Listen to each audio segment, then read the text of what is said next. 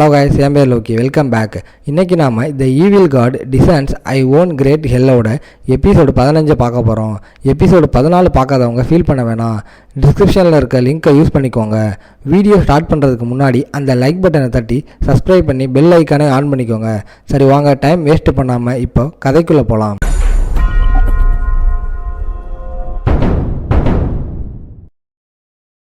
மனுஷ முகத்தை வச்ச அந்த மரம் ஜெஞ்சியை பார்த்ததும் பயந்து பின்வாங்குது. நம்ம ஹீரோ அதை கொல்லுன்னு ஆர்டர் போடுறான். ஜெஞ்சி அதோட மொத்த எனர்ஜியை திரட்டி மரத்து மேலே பாயுது. எதிர்பாராத நேரத்தில் நடந்த இந்த அட்டாக்னால மரம் அப்படியே கீழே விழுந்துருது. ஜெஞ்சி அடுத்த ஒரு பவர்ஃபுல் அடியை போட அந்த மரம் அப்படியே கருகி போயிருது. அதே சமயம் ஒரு பொண்ணு புனங்களுக்கு நடுவில் நின்றுட்டு இருக்கா. இந்த மரத்தோட ஸ்பிரிட்டு போச்சுன்னு வருத்தப்படுறா. அப்போ அவளோட ஆளுங்க சூனா ஹாஸ்பிட்டலில் ஏதோ மூமெண்ட் இருக்கிறதா சொல்கிறாங்க. இந்த கும்பல் ஹாஸ்பிட்டல் இருக்கிற டைரக்ஷனில் போகிறாங்க. நான் வரதுக்குள்ள அந்த ட்ரீ பீஸ்ட்டை யார் கொன்னதுன்னு அந்த பொண்ணு யோசிக்கிறா. அதே சமயம் அங்கே இருக்க ஜூவில் மழை பயங்கரமாக பெஞ்சிக்கிட்டு இருக்கு. அங்கே இருக்கிற ஒரு சிங்க கூண்டு உடஞ்சி கிடக்குது. உள்ள ஒரு ரெட் ஐஸோட ஒரு சிங்கம் ஒரு ஓனாயை கொன்னுட்டு அதோட பணத்தை கவிக்கிட்டு இருக்கு. கராச்சியோட அந்த பயங்கரமான பார்வை பட்டதுமே அந்த சிங்கம் கிழிஞ்சி தொங்குது. ஒரு பயங்கரமான டிமானிக் ஆரா அந்த ஜூ முழுக்க பரவி அங்கே இருக்கிற எல்லா கிரியேச்சர்ஸையும் அழிக்குது. ஒராச்சி அதோட சுயரூபத்தை காட்டுது. அதோட ஸ்னேக்ஸ் எல்லாமே டிமானிக்காக மாறி நம்ம ஆமையை மேலே பாயுது. இந்த ஆமை உடனே அதை பாதுகாக்க ஒரு ஷீல்டை உருவாக்குது. ஒரு ஸ்னேக் முன்னாடி பாயும்போது அது அந்த ஷீல்டில் அடிபட்டு செத்து கீழே விழுந்துருது. ஆனால் மற்ற ஸ்னேக்ஸ் விடாமல் ஆமையை அட்டாக் பண்ணி அதை சோர்வடைய வைக்குது. கடைசியாக அந்த ஆமை போட்ட அந்த ஷீல்டு சுக்குநூறாக உடையுது. அது காயத்தோட ரொம்ப சோர்ந்து போயிடுது. ஒராச்சி பார்த்து நக்கல் அடிக்குது. இப்போ உன்னை ஈஸியாக முடிச்சிடலாம்னு சொல்லுது. ஆனால் அவ்வளவு காயத்துலேயும் அந்த ஆமை நிதானமாக இருக்குது. ஏன்னா அது இங்கே தோத்துட்டா நம்ம ஹீரோ கொடுக்க போகிற தண்டனை ரொம்ப பயங்கரமாக இருக்குன்னு அதுக்கு தெரியும். ஒராச்சி முன்னாடி வந்து உலகம் அழிய போகுதுன்னு நக்கலாக சிரிக்குது. பெரிய காட்ஸ் மான்ஸ்டர்ஸ் ஏற்கனவே அழிக்கப்பட்டுட்டாங்கன்னு ஞாபகப்படுத்துது. நம்ம ஹீரோவோட பவரை மதிக்காமல் உன் ஹீரோ அவ்வளோ பெரிய ஆளா, அவன் எவ்வளோ ஸ்ட்ராங்காக இருந்துட போகிறான்னு கேள்வி கேட்குது. நம்ம அதை திரும்பி வம்புக்கு இழுக்குது. நீ அந்த சுனானுவோட வெறும் வேலைக்காரன் தானு போட்டு உடைக்குது. அப்போ ஒரு பயங்கரமான டிமானிக் ஆரா பாஞ்சு வந்து அதோட மிச்சம் இருந்த ஷீல்டையும் சுக்குநூறாக உடைக்குது. அந்த அடியில் அது ரத்தத்தை கக்கிட்டு கீழே விழுந்துருது. அந்த இடமே ஒரு மாதிரி அதுவுது. பயத்தில் நடுங்குறா. அந்த அட்டாக் கண்டிப்பாக சுசானு கிட்ட இருந்து தான் வந்திருக்கணும்னு ஆமைக்கு புரியுது. உன்னோட சண்டை போட சுசானு நேரில் வர அளவுக்கு நீ அவ்வளோ பெரிய ஆளாடான்னு நக்கலாக கேட்குது. அதோட மொத்த ஸ்ட்ரென்த்தையும் வச்சு ஒரு வாட்டர் இங்கே உருவாக்கி எங்கள் ஹீரோவை குறைச்சி எடை போடாதன்னு வார்னிங் கொடுக்குது. மந்திரத்தை சொல்ல ஒரு கோல்டன் லைட் வந்து பயங்கரமாக வெடித்து அந்த இடத்தையே தும்சம் பண்ணுது.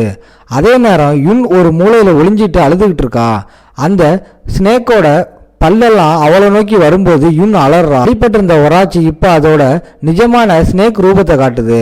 அதுகிட்ட இருக்கிற அந்த கொலவெறிய அடிப்பட்ட நிலைமையிலையும் அது உணருது.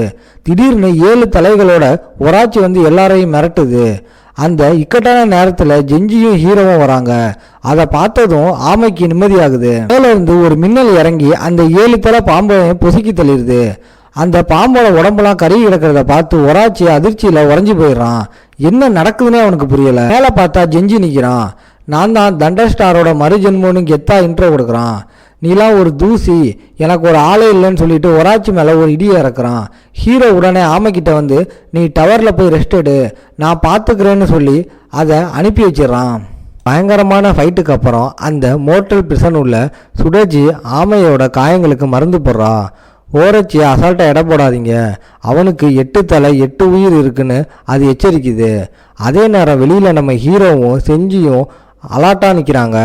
ஒரு பப்புள் ஆரா அவங்கள குறி வைக்குது. 2 பாம்பு தலைங்கி பின்னாடி இருந்து திருட்டுத்தனமாக அட்டாக் பண்ண வருதுங்க. ஆனால் ஜெஞ்சி மின்னல் வேகத்தில் தப்பிச்சு கவுண்டர் அட்டாக் கொடுக்குறான். ஒரு பாம்பு டாக்ஸிக் கேஸை கிளப்பி செஞ்சியை திணறடிக்குது.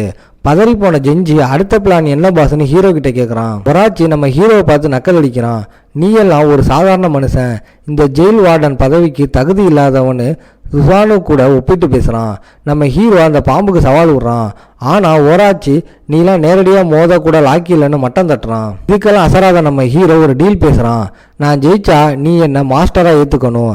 அதை கேட்டு அந்த பாம்பு பயங்கரமாக சிரிக்குது. ஜப்பானோட லெஜெண்டரி மான்ஸ்டர் யமாட்டா நோ ஓராச்சியை ஒரு மனுஷன் அடக்க போறானான்னு எகத்தாளம் பண்ணுது. ஹீரோவோட பேச்சு அந்த பாம்பை வெறியேற்றிருச்சு. உனக்கு நரக வேதனை காட்டுறேன்னு கத்துது. நம்ம ஹீரோ இதை ஒரு சவாலாவே எடுத்துக்கிறான். நம்ம ஹீரோ கண்ணுல ஒரு மின்னல் பாயுது. பாம்பு தலைங்க வாயை திறந்து ஜெஞ்சியை சுற்றி வளைக்குதுங்க.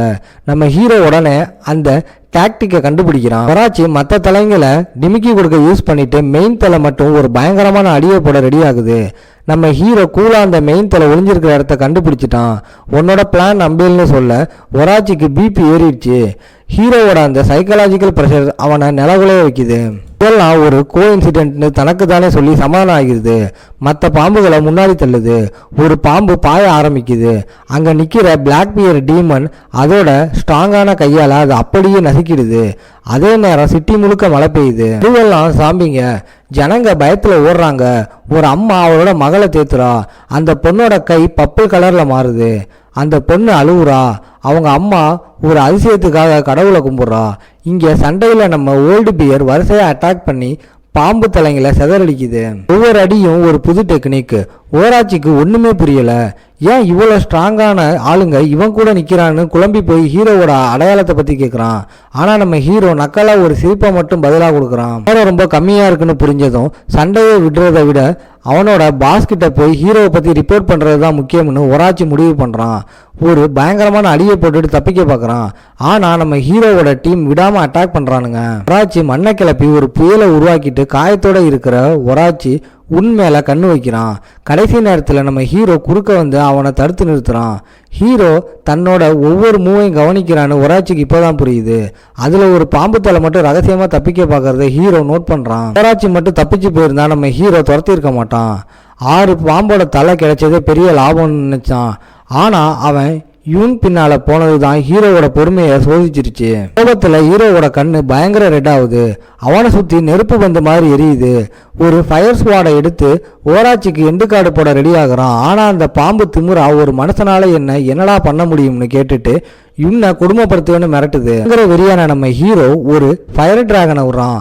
ஓராச்சி ஹீரோவோட கையை கடிக்க அந்த கை அப்படியே நெருப்பா மாறிடுது. தயங்காம நம்ம ஹீரோ ஓராச்சியோட ஒரு தலையை வெட்டி சாய்க்கிறான். இதோட இந்த எபிசோட் முடியுது. உங்களை நான் அடுத்த எபிசோட்ல பார்க்குறேன்.